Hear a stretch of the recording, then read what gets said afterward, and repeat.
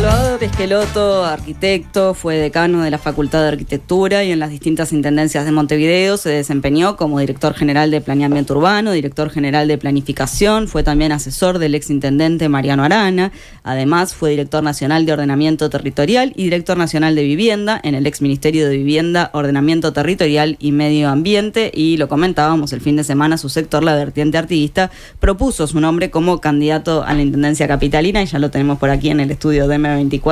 Buenos días, Salvador, y gracias por acompañarnos. Disculpen el retraso de unos minutos. No pasa nada, decíamos, estás con una agenda ahora imparable.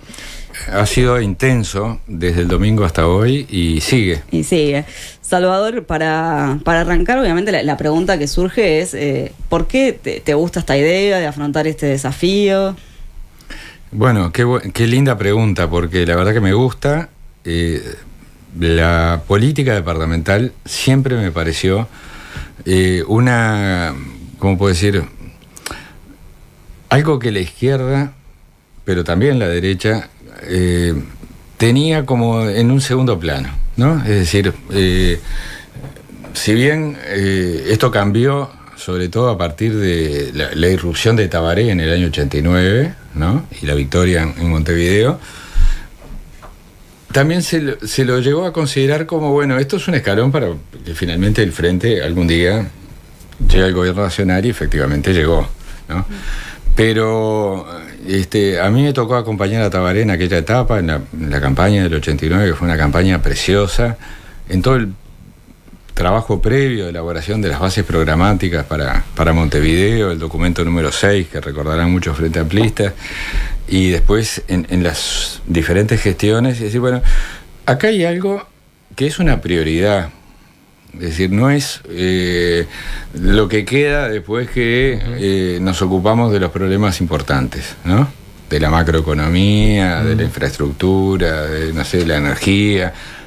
Yo creo que evidentemente está en otro plano, pero los gobiernos departamentales y municipales tienen mucho que ver con la vida de las personas, con la vida cotidiana de las personas, ¿no? Salvador, me diste igual un pie ya arrancando así, sí, para preguntarte cuando decís esto de, bueno, justamente ha sido la plataforma en muchos casos previo, ya desde Tabaré Vázquez, ¿no? En su momento fue el paso previo a llegar a la presidencia, pero después se siguió concibiendo así, pensando que tanto Daniel Martínez como Carolina Cosen no terminaron el periodo para justamente... Bueno, a ver, yo a eso no le hago una crítica, me parece que es legítimo, ¿no? Incluso creo que también hay ciertos reclamos que son como no al lugar, no pertinentes. Es decir, pedirle a alguien que diga, no, yo quiero que me firmes, porque llegó a decir que te vas a quedar 5 años y si no, no te voy a votar. Bueno, la vida política tiene vaivenes, tiene cosas que no son predecibles, ¿no? Yo iba a otra cosa, iba a jerarquizar la política. Sí, a valorarlo per se. Exacto, valorarla per se, exactamente. Y que además tiene una gran diversidad de áreas, digamos, de lo más estratégico y estructural hasta lo más cotidiano, ¿no? Entonces me parece que es un campo de trabajo inagotable. Y particularmente en la Intendencia de Montevideo, que es una institución súper compleja, pero que tiene un potencial enorme, ¿no? Un potencial increíble. Y en ese sentido, ¿crees que en estas últimas administraciones el Frente Amplio, el Frente de la Intendencia de Montevideo, ha tenido un proyecto político con una mirada integral o mismo a largo plazo también en la capital? Yo creo que ha tenido avances importantísimos, ¿no? Porque me parece que, por ejemplo, el periodo de Daniel Martínez, del que se habla muy poco, fue un periodo excepcional desde todo punto de vista, con el liderazgo de Daniel, pero con equipos realmente de primer nivel, donde hubo una inversión en infraestructura, en espacios públicos, en una cantidad de áreas que evidentemente después la peripecia política posterior no lo dejó visualizar, ¿no? Después le tocó a Carolina un momento muy, muy complejo desde todo punto de vista, ¿no? Desde gestionar un gobierno con una animosidad muy importante desde el gobierno nacional, ¿no? Y con una ausencia de sintonía entre lo nacional y lo departamental, y tener que asumir algunos roles o reasumir en la defensa de aquellos sectores más vulnerados, cuando en otras áreas el Estado se estaba replegando, ¿no? Estaba desarticulando dispositivos que se habían desarrollado en los 15 años de gobierno nacional del Frente Amplio, ¿no? Entonces, más allá de eso, ha tenido logros importantes. Yo mencionaba ahora recién dos que me parecen, por lo menos de mi punto de vista de arquitecto, y que me llaman positivamente la atención, que son el espacio modelo, ese gran espacio público techado que tanto necesitaba la ciudad en el área de Villa Española, ¿no? Ahí el barrio Mercado Modelo, ¿no? Y el Paseo de los Pescadores en el Parque Rodó, pero podemos seguir con lista. Pero creo que no es tanto evaluar lo que pasó, sino decir, bueno, venimos de 35 años, 7 periodos de gobierno. Cuando arrancamos en el 90, había una potencia de acumulación previa y de pensamiento muy grande. Y yo siento que algo de eso está agotado, ¿no? Hubo otro momento muy importante que es algo que dice la oposición hoy en día, ¿no? Que el modelo del Frente Amplio. No, pero agotado. No, está agotado. No, que está agotado el impulso transformador con mirada estratégica de largo plazo. Ay. ¿Y en qué momento se agotó eso? Mira, yo creo que fue un proceso natural. Mira, iba a mencionar, el Plan de Ordenamiento Territorial de Montevideo del año 98 es una construcción maravillosa desde el punto de vista técnico, político e intelectual. Pero responde a la ciudad del año 98, ¿no? Estamos casi 30 años después. Cambió la sociedad, cambió la tecnología, cambió la forma en que se organiza el trabajo. La forma de consumo también. Todo, las formas de consumo, las formas de moverse, la estructura de la familia. Si uno mira ahora los datos del censo, ¿no? Que cada vez tenemos más hogares unipersonales, que tenemos mayor número de viviendas y mayor número de hogares, pero personas que viven solas o, hogares con jefatura femenina o con jefatura masculina, de tamaños cada vez más chicos, es decir, las formas del trabajo, es decir, sí, estamos en otro mundo, estamos en otro mundo. Entonces me parece que también es un momento de hacer una lectura, es decir, dónde estamos parados y tener una proyección nueva hacia adelante. ¿Y en qué se basaría esa nueva proyección?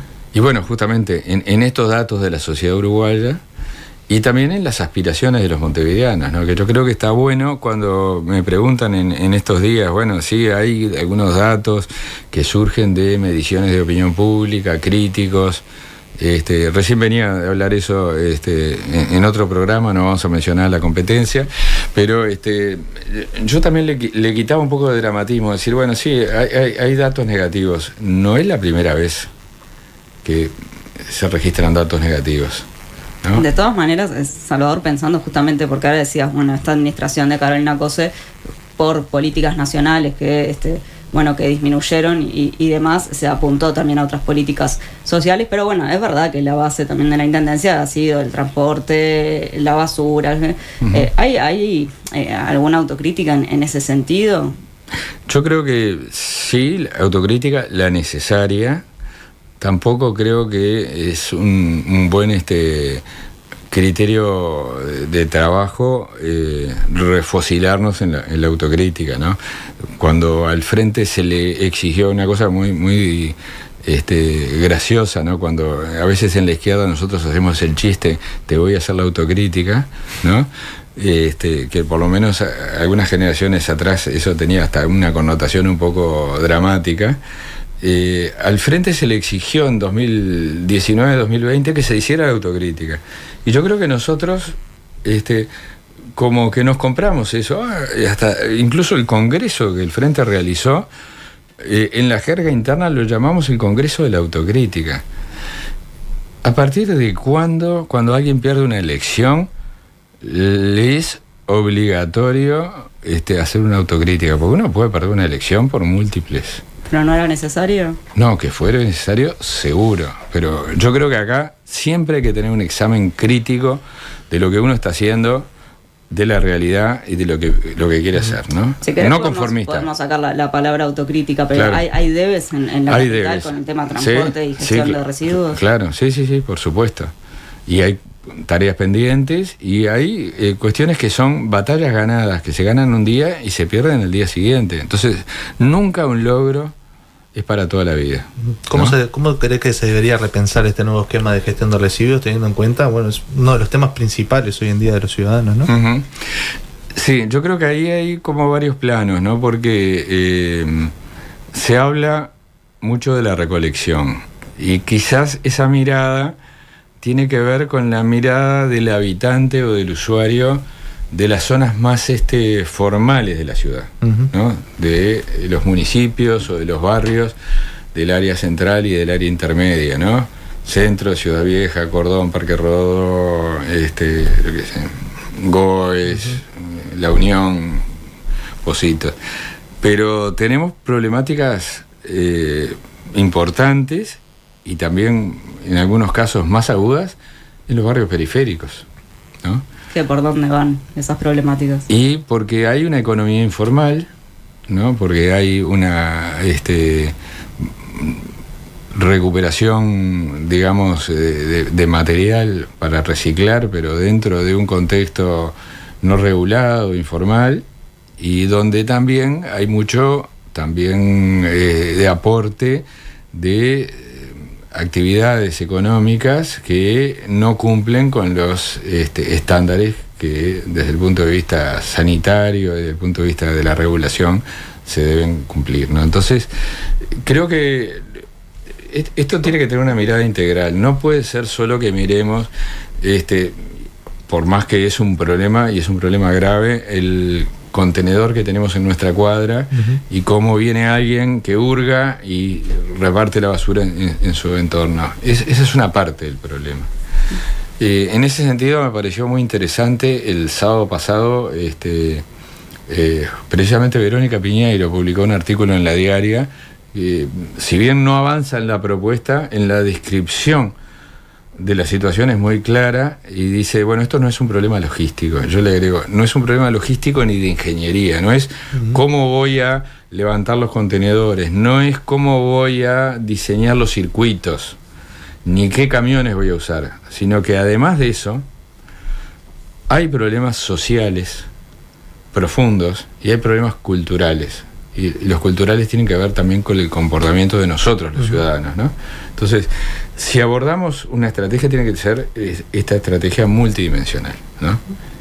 No abordarlo solo desde un punto de vista técnico, logístico, ¿no? Se empezaron a incorporar algunos elementos de lo hecho en Canelones, por ejemplo. Bueno, claro, se habla mucho del paradigma de Canelones, que a mí me encanta, porque realmente creo que ahí hay un avance en muy poco tiempo fundamental. Canelones, de hecho, es el departamento que recicla y recupera más material en términos absolutos y en términos proporcionales de todo el Uruguay, y es un modelo. El tema es que la estructura urbana y territorial de Canelones es distinta a la de Montevideo. Uh-huh. Yo conozco muy bien el sistema, por ser también vecino de Canelones y por conocimiento del trabajo del compañero Leonardo Derú, que realmente es un gestor ambiental de primer nivel, muy comprometido y con una tarea de proximidad, porque Canelones va barrio por barrio, localidad por localidad, trasladando esa lógica de los contenedores domiciliarios, de la clasificación de las lombrices, del compost. Ahora, eso en algunas zonas de Montevideo, no tengo dudas, hay que aplicarlo. Pero no se puede extender masivamente. No es masivamente, entonces ahí hay un diseño fino que me consta que la Intendencia lo tiene en cuenta, ¿no? Acá no hay que pensar en nada refundacional, pero hay un diseño fino que tiene que adecuarse a las características de cada uno de los entornos, ¿no? No es lo mismo la zona de Positos con los edificios en altura que las zonas de las cooperativas de vivienda, que no, los barrios jardín, donde puede funcionar esa lógica que tú me mencionabas. Ahí hay que diferenciar y bueno, y un trabajo mucho más en territorio y de proximidad con las comunidades, con las organizaciones. Salvador, ¿te preocupa la situación financiera en la que está actualmente La intendencia, el actual intendente Mauricio Zunino, por ejemplo, dijo que si bien no quiso ser alarmista, reconoció que 2024 no fue un año fácil. Uh-huh. ¿Te preocupa la situación? Me preocupa, me consta esa situación y creo que no va a ser un año fácil 2025 tampoco. Uh-huh. De todas maneras, hay que tener en cuenta que la Intendencia de Montevideo es probablemente de los 19 gobiernos departamentales el que tiene las finanzas más sólidas por recursos propios. Estoy hablando de ingresos, ¿no? Uh-huh. Es decir, ahora no tengo los datos acá encima, pero muchos de los gobiernos departamentales del interior tienen situaciones, algunos más comprometidos, otros más holgados, pero con una participación de las transferencias del gobierno central que son mucho más importantes que los ingresos propios, ¿no? Uh-huh. Esto tuvo un proceso, ese proceso tuvo oportunidad de seguirlo entre el año 2010 y 2015 con los 3 gobiernos del Frente Amplio, donde hubo unas directivas muy explícitas de Tabaré, luego del Pepe Mujica y finalmente de Tabaré también, de ir incrementando las transferencias, uh-huh, incluyendo desde 2010 a los municipios, en una lógica de empoderar a la política local con recursos. Pero eso necesariamente tiene que tener una responsabilidad como contraparte, ¿no? Bueno, justamente, Zunino hablaba de un ahogo financiero, ¿no? Después del recorte que se dio en el Fondo de Infraestructura. Sí, bueno, por ejemplo, ahí está. El gobierno actual uh-huh, canceló, discontinuó el Fondo de Infraestructura Metropolitana, ¿no? Uh-huh. Entonces, no podemos comparar estrictamente este periodo con el periodo anterior de Daniel Martínez, donde Daniel, que yo creo que hizo una gestión, pero desde el punto de vista de las inversiones absolutamente descollantes, uh-huh, él contaba con los préstamos internacionales, con el Fondo de Infraestructura Departamental, metropolitano, sí, y con el fideicomiso ¿cómo se llamaba? Montevideo, el Fondo Capital, ¿no? Uh-huh. Entonces, ahí había instrumentos financieros importantes. ¿Pero cree que se deben exclusivamente a lo hecho por el gobierno nacional? No, yo no estoy en condiciones de adjudicar esas. Uh-huh. Pienso que es una parte. O sea, ¿le cabe alguna responsabilidad le cabe a la intendencia, digamos? Por supuesto, ¿no? Y creo que en este sentido, cualquier administración que asuma ahora en julio va a tener que tener una lectura como muy ajustada de los datos financieros y también una política austera desde el punto de vista del gasto, ¿no? Uh-huh. Eso me parece que es de orden. Claro, que ahí empieza a ser complicado, me parece, Salvador, por dónde vienen esos recortes, aunque cueste llamarlo así, porque Búsqueda ya sacaba que en algunas áreas artísticas hubo un 40% de recorte. Hay de repente contratos que era habitual extenderlos a un año y se han puesto hasta julio. Uh-huh. Y bueno, si hay que tomar medidas que sean de ajuste, de contención del gasto, hay que tener criterios fundamentalmente sociales, es decir, no afectar aquellos lugares donde se atiende a la población más vulnerada o donde hay prioridades desde el punto de vista de la atención a colectivos o a zonas de la ciudad que están en condiciones de mayor precariedad, ¿no? Ordenar la caja, digamos, con una perspectiva social. Pero esa no ha sido una novedad, por motivos absolutamente diversos a los que podemos estar hoy teniendo arriba de la mesa. Yo recuerdo claramente con ocasión de la crisis social, económica, financiera, política, anímica del año 2002, 2003, bueno, la Intendencia tuvo una sacudida muy importante, y ahí también con el liderazgo de Mariano hubo una priorización de las políticas sociales, de la contención, de la atención. Es ahí cuando nace el Plan Invierno, porque ya ahí teníamos, no en las dimensiones actuales, pero una presencia de población en calle. Bueno, entonces no es la primera vez que la Intendencia tiene que afrontar una contingencia complicada de apretarse el cinturón y salir adelante, ¿no? Ahora con las políticas del gobierno nacional se podría esperar que al asumir el gobierno nacional ciertas políticas la intendencia pudiera ajustar por ese lado. Yo estoy convencido de que va a haber una sintonía absoluta, ¿no? En ese sentido no hay ningún inconveniente, lo cual no quiere decir que haya plata, ¿no? Porque yo creo que ni Yamandú ni O'Donnell la tienen fácil, ¿no? Porque todo fue muy mediático en el año 2019 con el déficit fiscal y con cómo estaban las cuentas del Uruguay, y hoy tenemos el mismo déficit fiscal con mayor deuda pública, con compromisos de pago de todas las obras que comprometió el Ministerio de Transporte y Obras Públicas hacia adelante, ni hablar los compromisos que tiene el Ministerio de Vivienda y Ordenamiento Territorial con las cooperativas que fueron adjudicadas y que no escrituraron los préstamos. Tiene probablemente casi medio presupuesto comprometido quinquenal.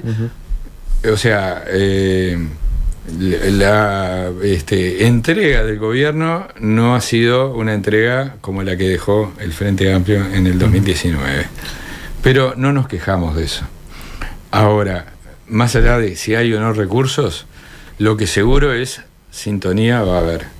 Con el MIDES, a cargo de Gonzalo Sibila, seguramente, con el Ministerio de Vivienda y Ordenamiento Territorial, a cargo de una militante y dirigente política de primer nivel como es Cecilia Cairo, seguramente lo va a haber. Me diste un lindo pie ahí, y es el tema, uno de los temas centrales hoy en día son los altos alquileres, bueno, el acceso a la vivienda en general.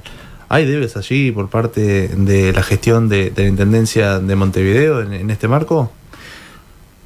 Bueno, las competencias en materia de vivienda son convergentes, digamos, en lo nacional y lo departamental, pero las principales son las nacionales. Sí, claro, sí.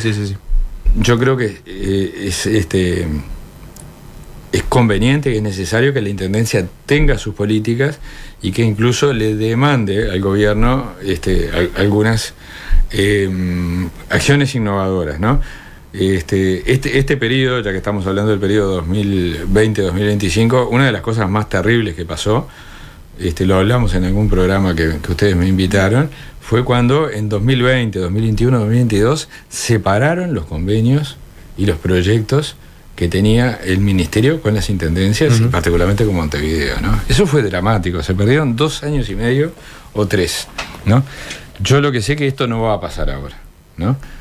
Y entre los programas que separaron, había uno que era un programa piloto de alquiler social, ¿no? Que involucraba a la Intendencia de Montevideo.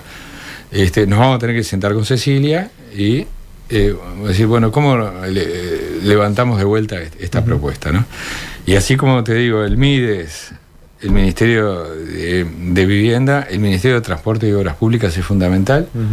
Ya Lucía Echeverri, la ministra designada, habló en varias ocasiones, en línea con lo que anunció Yamandú en Colonia, en el Real de San Carlos, de la propuesta de un nuevo sistema de transporte metropolitano que tome los grandes ejes troncales. Y bueno, y ahí seguramente esto implica recursos, un nuevo diseño institucional, el acuerdo de las intendencias, por lo menos de Montevideo, Canelones y ojalá también San José, y el gobierno, ¿no? Y ahí liderará el Ministerio de Transporte. ¿Y cómo imaginás ese proyecto? Digo, porque hay varios proyectos en la vuelta, ¿no? Estaba el del Tram del actual Ministerio de Transporte, pero también el del CIMBE. Sí. Yo no, en este momento no podría, me parece que sería como muy aventurado decir me gusta más o me gusta más el otro, ¿no? He estado conversando con técnicos de mi confianza, con economistas, con expertos en transporte colectivo, me han dado un poco opiniones y valoraciones. Seguramente este año 2025 es el año de justamente analizar esas opciones que están arriba de la mesa, tomar por alguna de ellas o por una intermedia, diseñar un nuevo esquema institucional y de gobernanza, quizás tomando como ejemplo algo que en su momento fue muy exitoso, como fue la creación de la UAM, de la Unidad Alimentaria Metropolitana, y aprendiendo también de la UAM alguna cosa. Sí, porque hubo un tema ahí también con la gobernanza. Exactamente, que si una mayoría parlamentaria te puede desarticular eso hay que tener muchas prevenciones, ¿no? O sea, que no nos pueda volver a pasar algo de ese tipo, que armemos un esquema súper interesante y bien articulado para un proyecto que es un proyecto a 10, 15 años y que pasado mañana un nuevo, digamos, equilibrio político lo desarme. Pero ¿no? te imaginas una gobernanza que exceda las 3 intendencias. Por supuesto. Algo nuevo, una nueva institucionalidad. Sí. Me consta que el gobierno está trabajando en eso, que el año 2025 es el momento y creo que Montevideo tiene que asociarse de manera proactiva de eso, ¿no? No decirlo, bueno, nos sumamos porque nos va la vida acá, ¿no? Salvador, antes de cerrar me gustaría preguntarte, porque ahora también fuera del aire yo te consultaba, bueno, ustedes ya sabían que se iba a lanzar el Cereta también como nombres, estamos hablando de 4 nombres como posibles precandidatos a Montevideo, la vertiente artiguista ya tanteó que otros sectores podrían respaldar tu candidatura. Bueno, son un montón de preguntas, ¿cuántos minutos tenemos? Dale. No, empiezo de más atrás. Sí. La propuesta de la vertiente en realidad recoge conversaciones, consultas y algunas propuestas de grupos y de personas que se venían dando desde fin de año, no mucho más atrás. Hablamos de sectores que podrían... De sectores, sí. Okay. Se consideró, yo ahí simplemente acompañé, que el momento para ponerla arriba de la mesa era el fin de semana, o sea, estamos a 72 horas de ese momento. Estoy casi seguro que hasta ese día, sábado, domingo, no había arriba de la mesa o no había en conocimiento otras posibles alternativas. Bienvenidas todas, por supuesto. Lo que sí me gustaría dejar arriba de esta mesa y que ustedes lo puedan transmitir así, que si bien es una propuesta de vertiente artiguista, en lo personal, yo cuando me consultaron los compañeros lo transmití así, yo voy a tomar esto como una candidatura común del Frente Amplio, ¿no? Es decir, no es una propuesta sectorial, ¿no? Y si me tocara ser candidato y si me tocara luego ser intendente de Montevideo, lo voy a asumir en esos términos. Yo ya fui candidato común del Frente, ¿no? Y cualquier compañero que haya acompañado o que haya seguido mi trayectoria sabe que yo no hago política sectorial desde los lugares de gobierno, ¿no? Que esto me parece que es una señal muy importante. Yo me siento muy identificado cómo Yamandú armó sus equipos, cómo los armó en la Intendencia de Canelones y cómo armó este gabinete, ¿no? Un gabinete plural, un gabinete que combina experiencia y renovación, que combina presencia sectorial pero presencia de independientes, que combina técnicos y políticos. Y bueno, ese es mi estilo de trabajo, o sea que yo a Yamandú no le puedo observar nada, al contrario, me siento muy identificado con su equipo y desearía poder tener la oportunidad de conformar equipos con esa misma forma de composición, ¿no? Salvador Esqueloto, muchísimas gracias por acompañarnos esta mañana en Nada que Perder. Muy bien, muchas gracias. Hasta la próxima. Nada que Perder.